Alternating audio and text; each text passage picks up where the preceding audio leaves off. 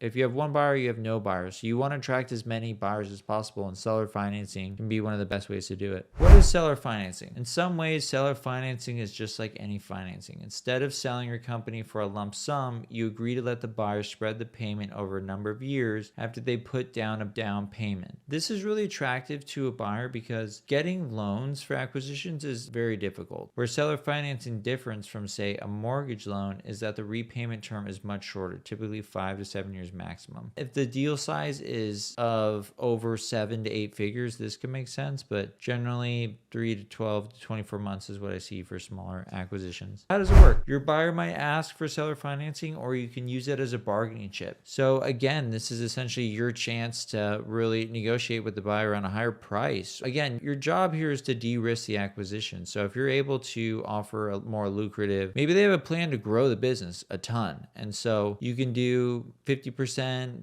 seller financing, and then they can then use the revenue from the business to reinvest that into growth and then pay you over a period that you both agree on. So it could be a great way to, again, increase the buyer pool and really successfully sell your business. How does it work from a legal high level? You and the buyer agree to the terms of the financing. The buyer then makes a down payment, usually at the least 25 to 30%. You and the buyer are going to want to sign a promissory note, which is basically like you are issuing a loan to the buyer and they have a legal duty to repay that loan to you. And then the buyer makes regular payments to you as they own and grow the business. And then the buyer makes a final payment balloon after whatever the agreed timeline is, and you're all set and you're both happy. So why seller financing can change your life for the better. 99% of an acquisition is finding the right buyer. Believe me when I say this is no easy task. When I sold my first business apps, I had countless offers. Some I pursued, some others demanded too much of me and my employees and just poured years' sweat. So being flexible on funding, I personally really pushed for,